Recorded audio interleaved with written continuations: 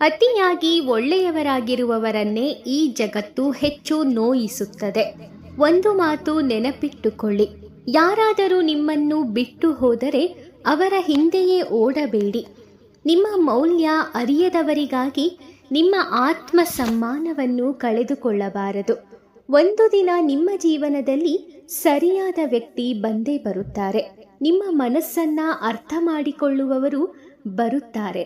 ನಿಮ್ಮ ಕಣ್ಣೀರಿನ ಬೆಲೆ ಗೊತ್ತಿರುವವರು ಬರುತ್ತಾರೆ. ಆ ದಿನದವರೆಗೆ ನಿಮ್ಮನ್ನು ನೀವು ಬಲಪಡಿಸಿಕೊಳ್ಳಬೇಕು. ಪ್ರತಿದಿನ ಬೆಳಗ್ಗೆ ಎದ್ದು ಕನ್ನಡಿಯಲ್ಲಿ ನಿಮ್ಮ ಮುಖವನ್ನ ನೋಡಿ ಹೇಳಿಕೊಳ್ಳಿ, ನನ್ನನ್ನ ಮೋಸ ಮಾಡಬಹುದು, ಆದರೆ ನನ್ನ ಆತ್ಮವಿಶ್ವಾಸವನ್ನು ಯಾರೂ ಕದಿಯಲಾರರು. ನನ್ನನ್ನು ಬಿಟ್ಟು ಹೋಗಬಹುದು, ಆದರೆ ನನ್ನ ಕನಸುಗಳನ್ನು ಯಾರೂ ನಿಲ್ಲಿಸಲಾರರು. ನನ್ನ ಹೃದಯವನ್ನು ನೋಯಿಸಬಹುದು, ಆದರೆ ನನ್ನ ಜೀವನವನ್ನು ಸೋಲಿಸಲಾರರು. ಇದೇ ಕೃಷ್ಣ ಪರಮಾತ್ಮ ನಿಮಗಾಗಿ ಕೊಡುವ ನಿಜವಾದ ಸಂದೇಶ. ಜೀವನದಲ್ಲಿ ಮೋಸ ಮಾಡಿದವರನ್ನು ನೋಡಿ ಕುಸಿದು ಬೀಳುವುದು ಬೇಡ. ಅವರಿಗಿಂತ ದೊಡ್ಡವಾಗಿ ಬೆಳೆಯಿರಿ, ಅಂದರೆ ಬಹಳ ಎತ್ತರಕ್ಕೆ ಬೆಳೆಯಿರಿ. ಏಕೆಂದರೆ ನಿಮ್ಮ ಹೃದಯದ ಸತ್ಯಕ್ಕೆ ದೇವರೇ ಸಾಕ್ಷಿ. ನಿಮ್ಮ ಕಣ್ಣೀರಿನ ಮೌಲ್ಯ ದೇವರಿಗೆ ಮಾತ್ರ ಗೊತ್ತು. ಮತ್ತು ನಿಮ್ಮ ಸಮಯ ಬಂದಾಗ ನಿಮ್ಮನ್ನ ಕೀಳಾಗಿ ಕಂಡವರ ಮುಂದೆ ನಿಮ್ಮನ್ನ ಎತ್ತರಕ್ಕೆ ನಿಲ್ಲಿಸುತ್ತಾನೆ. ನಿಮ್ಮನ್ನ ಕಡಿಮೆ ಅಂದವರೇ ನಿಮ್ಮ ಬದಲಾವಣೆಯನ್ನು ನೋಡಿ ಮೌನವಾಗುತ್ತಾರೆ. ಕೆಲವರು ನಿಮ್ಮ ಜೀವನಕ್ಕೆ ಬರುತ್ತಾರೆ, ಸ್ನೇಹದ ಮುಖವಾಡ ಹಾಕಿಕೊಂಡು ನಮ್ಮ ಜೊತೆ ನಗುತ್ತಾರೆ, ನಮ್ಮ ಜೊತೆ ಮಾತನಾಡುತ್ತಾರೆ, ನಮ್ಮ ಜೊತೆ ನೋವನ್ನು ಕೂಡ ಕೇಳುವಂತೆ ನಟಿಸುತ್ತಾರೆ. ಆದರೆ ಒಳಗೊಳಗೆ ನಮ್ಮನ್ನೇ ಹೊಡೆಯುವ ಸಂಚು ಮಾಡುತ್ತಾರೆ. ನಮ್ಮನ್ನ ಹೇಗಾದರೂ ಮಾಡಿ ಬಿಟ್ಟು ಹೋಗಬೇಕು ಎನ್ನುವ ಯೋಚನೆಯಲ್ಲಿರುತ್ತಾರೆ. ನಾವು ಅವರನ್ನ ನಮ್ಮವರು ಅಂತ ನಂಬಿರುತ್ತೇವೆ. ಆದರೆ ನಾವು ನಮ್ಮ ಸಮಯವನ್ನೇ ಅವರಿಗಾಗಿ ಮೀಸಲಿಟ್ಟಿರುತ್ತೇವೆ. ನಮ್ಮ ಪ್ರೀತಿ ಕೊಡುತ್ತೇವೆ, ನಮ್ಮ ರಹಸ್ಯಗಳನ್ನು ಹಂಚಿಕೊಳ್ಳುತ್ತೇವೆ. ಆದರೆ ಒಂದು ದಿನ ಅದೇ ಜನ ನಮ್ಮ ಬೆನ್ನ ಹಿಂದೆ ಮಾತನಾಡುತ್ತಾರೆ. ನಮ್ಮ ಒಳ್ಳೆತನವನ್ನೇ ದುರ್ಬಲತೆ ಅಂತ ಭಾವಿಸುತ್ತಾರೆ. ಆ ಸಮಯದಲ್ಲಿ ಮನಸ್ಸು ನಮ್ಮನ್ನ ಈ ರೀತಿ ಕೇಳುವುದು ಸಹಜ, ಇವರಿಗೆ ಉತ್ತರ ಕೊಡಬಾರದೆ ನೀನು ಭಗವಂತ ಅಂತ. ಅದಕ್ಕೆ ಕೃಷ್ಣ ಪರಮಾತ್ಮ ಹೇಳುತ್ತಾನೆ, ಉತ್ತರ ಕೊಡಲೇಬೇಕು, ಆದರೆ ಯಾವುದೇ ಕೋಪದಿಂದ ಅಲ್ಲ. ನಿನ್ನ ಬೆಳವಣಿಗೆಯಿಂದ ಉತ್ತರ ಕೊಡು. ಏಕೆಂದರೆ ಮಾತಿನಿಂದ ಕೊಡುವ ಪ್ರತೀಕಾರ ಕೇವಲ ಕೆಲವು ದಿನ ಮಾತ್ರ ಇರುತ್ತದೆ. ಆದರೆ ನಿನ್ನ ಯಶಸ್ಸು ಕೊಡುವ ಉತ್ತರ ಜೀವನ ಪೂರ್ತಿ ನೆನಪಾಗುತ್ತದೆ. ದುರ್ಯೋಧನನಿಗೆ ಒಂದು ಅಹಂಕಾರ ಇತ್ತು, ನನ್ನ ವಿರುದ್ಧ ಯಾರೂ ಏಳಲು ಸಾಧ್ಯವಿಲ್ಲ ಎನ್ನುವ ಅಹಂಕಾರ. ಅವನು ಒಳ್ಳೆಯ ಮೌನವನ್ನು ದುರ್ಬಲತೆ ಅಂದುಕೊಂಡಿದ್ದ. ಅಂದರೆ ಯಾರಾದರೂ ಒಳ್ಳೆಯವರು ಅವನ ಮುಂದೆ ಬಂದು ತಮ್ಮ ನೋವನ್ನು ಹೇಳಿಕೊಂಡು ಮೌನವಾಗಿ ನಿಂತರೆ ಅವರನ್ನ ದುರ್ಬಲರು ಅಂತ ಭಾವಿಸುತ್ತಿದ್ದ. ಪಾಂಡವರು ಅನುಭವಿಸಿದ ನೋವನ್ನು ನೋಡಿ ನಗುತ್ತಿದ್ದ. ಆದರೆ ಕೊನೆಯಲ್ಲಿ ಗೆದ್ದಿದ್ದು ಯಾರು? ಶಕ್ತಿ ಇದ್ದವರ ಅಲ್ಲ, ಸತ್ಯ ಇದ್ದವರು. ಜೀವನದಲ್ಲೂ ಕೂಡ ಹಾಗೇನೆ. ನಿಮ್ಮನ್ನ ಮೋಸ ಮಾಡಿದವರು ಇವತ್ತು ನಗಬಹುದು, ನಿಮ್ಮ ಸೋಲನ್ನು ನೋಡಿ ಖುಷಿ ಪಡಬಹುದು, ನಿಮ್ಮ ಕಣ್ಣೀರನ್ನು ನೋಡಿ ದುರ್ಬಲ ಅಂತ ಭಾವಿಸಬಹುದು. ಆದರೆ ಇಲ್ಲಿ ಕೇಳು, ನಿನ್ನ ಮೌನವೇ ಅವರ ಭಯವಾಗಬೇಕು. ಏಕೆಂದರೆ ನಿಜವಾದ ಅಪಾಯಕಾರಿ ವ್ಯಕ್ತಿ ಯಾರು ಗೊತ್ತಾ? ಜಾಸ್ತಿ ಮಾತನಾಡುವವನು ಅಲ್ಲ, ಅಥವಾ ಕೂಗಾಡುವವನು ಅಲ್ಲ, ನೋವನ್ನು ಒಳಗೆ ಇಟ್ಟುಕೊಂಡು ಜೀವನದಲ್ಲಿ ದೊಡ್ಡ ಮಟ್ಟಕ್ಕೆ ಏರುವವನು. ಇವತ್ತು ನಿಮ್ಮನ್ನ ಇಗ್ನೋರ್ ಮಾಡಿದವರು ನಾಳೆ ನಿಮ್ಮ ಅಟೆನ್ಷನ್ಗಾಗಿ ಕಾಯಬೇಕು.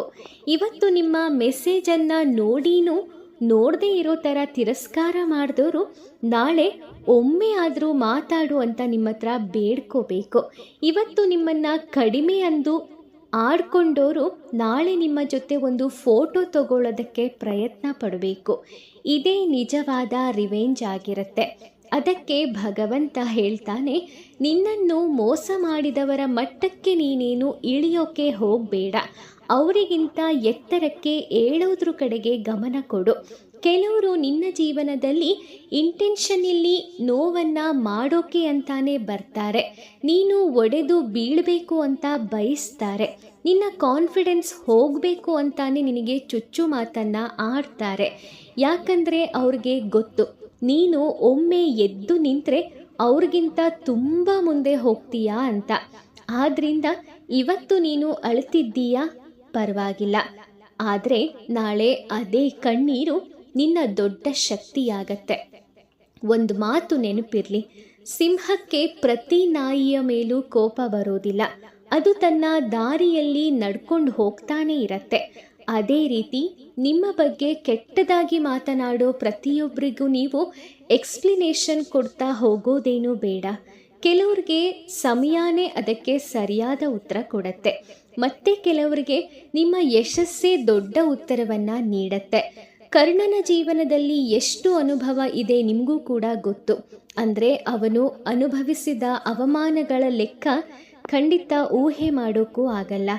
ಅವನ ಜನ್ಮದ ಬಗ್ಗೆ ಕಡಿಮೆ ಎಂದು ಮಾತಾಡಿದ್ರು, ಅವನ ಪ್ರತಿಭೆನ ಒಪ್ಪಲಿಲ್ಲ. ಅವನು ಏನು ಮಾಡಿದ್ರು ಅದನ್ನು ತಪ್ಪಾಗೇ ನೋಡ್ತಾ ಇದ್ರು. ಅವನು ಕುಳಿತಿದ್ರು ತಪ್ಪು, ನಿಂತಿದ್ರು ತಪ್ಪು. ಅವನ ಸಾಮರ್ಥ್ಯವನ್ನು ನೋಡಿ ನಕ್ಕುದವರು ಕೂಡ ಇದ್ದಾರೆ. ಆದರೆ ಅವನ ಸಾಮರ್ಥ್ಯ ಯಾವತ್ತೂ ನಗೋರ ಮುಂದೆ ಕುಸಿಲೇ ಇಲ್ಲ, ಇನ್ನೂ ಜಾಸ್ತಿ ಎತ್ತರಕ್ಕೆ ಬೆಳೀತಿತ್ತು. ಹಾಗೆ ನೀವು ಕೂಡ ಅದೇ ರೀತಿ ಆಗಬೇಕು. ನಿಮ್ಮನ್ನು ಬಿಟ್ಟು ಹೋದವರಿಗಾಗಿ ರಾತ್ರಿ ಪೂರ್ತಿ ಅಳೋ ಬದಲು ನಿಮ್ಮ ಫ್ಯೂಚರನ್ನು ಬಿಲ್ಡ್ ಮಾಡೋ ಕಡೆ ಗಮನ ಕೊಡಿ. ಜಿಮ್ಗೆ ಹೋಗಿ ಕಲಿಕೆ ಪ್ರಾರಂಭ ಮಾಡಿ, ಹಣ ಸಂಪಾದಿಸಿ, ನಿಮ್ಮ ಟ್ಯಾಲೆಂಟನ್ನು ಇಂಪ್ರೂವ್ ಮಾಡ್ಕೊಳ್ಳಿ. ನಿಮ್ಮ ಪೇರೆಂಟ್ಸ್ ಪ್ರೌಡ್ ಆಗೋ ರೀತಿ ಬದುಕಿ ತೋರಿಸಿ, ಧ್ಯಾನ ಮಾಡಿ, ದೇವರ ಮೇಲೆ ಭಕ್ತಿ ಇಡಿ. ಹೀಗೆ ನಿಮಗೆ ಏನು ಸಾಧ್ಯನೋ ಅದನ್ನು ಮಾಡಿ ನೀವು ಇಂಪ್ರೂವ್ ಆಗಿ. ಯಾಕಂದರೆ ನಿಮ್ಮನ್ನು ಮೋಸ ಮಾಡಿದವ್ರಿಗೆ ಬಿಗ್ಗೆಸ್ಟ್ ಶಾಕ್ ಏನು ಅಂತ ತಿಳಿಬೇಕು. ಆಗಲೇ ಅಲ್ವಾ ನಿಮ್ಮ ವ್ಯಾಲ್ಯೂ ಗೊತ್ತಾಗೋದು. ಇವನು ಅಥವಾ ಇವಳು ಇನ್ನೂ ಸ್ಟ್ರಾಂಗ್ ಆಗಿ ಬಿಟ್ಟರೆ ಅನ್ನುವಂತಹ ರಿಯಲೈಸೇಷನ್ ಆಗೋದು. ಆ ದಿನ ಅವರು ಒಳಗೆ ಸುಟ್ಟೋಗ್ತಾ ಇರ್ತಾರೆ. ನಿನ್ನ ಸೈಲೆನ್ಸನ್ನು ನೋಡಿ ಅವರು ಇನಿಷಿಯಲಿ ನಗಬಹುದು. ಆದರೆ ನೀನು ಸ್ಲೋಲಿ ಚೇಂಜ್ ಆಗ್ತಾ ಬಂದರೆ ಅವರ ನಿದ್ದೆ ಹಾಳಾಗತ್ತೆ. ಜೀವನದಲ್ಲಿ 2 ರೀತಿಯ ರಿವೆಂಜ್ ಇರುತ್ತೆ. ಒಂದು ಕೋಪದಲ್ಲಿ ಆಡುವ ಮಾತಿನ ರಿವೆಂಜ್, ಅದು ಕೆಲ ಕ್ಷಣ ಮಾತ್ರ ಸಂತೋಷ ಕೊಡುತ್ತೆ, ನಂತರ ಪಶ್ಚಾತ್ತಾಪ. ಇನ್ನೊಂದು ನಿನ್ನ ಜೀವನವನ್ನೇ ಇನ್ನಷ್ಟು ದೊಡ್ಡದಾಗಿ ಮಾಡೋದು. ಒಮ್ಮೆ ನಿನ್ನನ್ನು ಇಗ್ನೋರ್ ಮಾಡಿದವರೇ ರಿಗ್ರೆಟ್ ಫೀಲ್ ಮಾಡೋಷ್ಟು ಎತ್ತರಕ್ಕೆ ಬೆಳೆಯೋದು. ಅದಕ್ಕೆ ಕೃಷ್ಣ ಪರಮಾತ್ಮ ಹೇಳುವ ಒಂದು ವಿಶೇಷ ಮಾರ್ಗ ಅಂದರೆ ಧರ್ಮದ ಜೊತೆ ಗೆಲ್ಲೋದನ್ನು ಕಲ್ತ್ಕೋ. ನಿನಗೆ ಮೋಸ ಮಾಡಿದವರಂತೆ ನೀನು ಕೂಡ ಮೋಸ ಮಾಡಿದ್ರೆ ನಿನ್ನಲ್ಲೂ ಅವರಲ್ಲೂ ಯಾವುದೇ ವ್ಯತ್ಯಾಸ ಇರೋದಿಲ್ಲ. ಆದ್ದರಿಂದ ರಿವೆಂಜ್ ಅಂದರೆ ಯಾರನ್ನಾದರೂ ಕೆಳಗಿಳಿಯೋದು ಅಲ್ಲ, ನೀನು ಮೇಲಕ್ಕೆ ಏರೋದು ಅಂತ ಅರ್ಥ.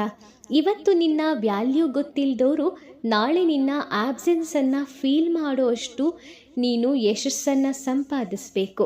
ಅದಕ್ಕಾಗಿ ಮೊದಲು ನೀನು ನಿನ್ನನ್ನೇ ಪ್ರೀತಿಸಬೇಕು. ಯಾರಾದರೂ ನಿನ್ನ ಜೀವನದಿಂದ ಹೋದರೆ ಅವ್ರ ಹಿಂದೆ ಓಡಬೇಡ. ಹೋಗಬೇಕಾದವರು ಹೋಗಲಿ, ನಿನ್ನ ಜೊತೆ ಉಳಿಬೇಕಾದವರು ಎಂಥದ್ದೇ ಪರಿಸ್ಥಿತಿ ಇದ್ದರೂ ಕೂಡ ಉಳಿತಾರೆ, ನಿನಗಾಗಿ ಬದುಕ್ತಾರೆ. ಸ್ನೇಹಿತರೆ, ಈ ಅದ್ಭುತವಾದ ಸಂದೇಶ ನಿಮಗೆ ಇಷ್ಟ ಆಗಿದೆ ಅಂತ ನಾನು ಅಂದ್ಕೊಳ್ತೀನಿ. ಈ ವಿಡಿಯೋ ಇಷ್ಟ ಆಗಿದ್ರೆ ಲೈಕ್ ಮಾಡಿ, ಶೇರ್ ಮಾಡಿ, ಹಾಗೆ ನಿಮ್ಮ ಅನಿಸಿಕೆಯನ್ನು ಕಮೆಂಟ್ ಮಾಡಿ. ಇದೇ ರೀತಿಯಾದಂತಹ ನಿಮ್ಮ ಮನಸ್ಸಿಗೆ ಸಂತೋಷ ನೀಡುವ, ನಿಮ್ಮ ನೋವುಗಳಿಗೆ ಪರಿಹಾರ ಕೊಡುವ ಅತ್ಯದ್ಭುತ ಸಂದೇಶದೊಂದಿಗೆ ಮತ್ತೊಂದು ವಿಡಿಯೋದಲ್ಲಿ ಮತ್ತೆ ಭೇಟಿ ಮಾಡ್ತೀನಿ. ಓಂ ಶ್ರೀ ಕೃಷ್ಣಾಯ ನಮಃ. ಆ ಕೃಷ್ಣ ಪರಮಾತ್ಮ ನಿಮಗೆಲ್ಲರಿಗೂ ಒಳ್ಳೆಯದನ್ನು ಮಾಡಲಿ. ಧನ್ಯವಾದಗಳು.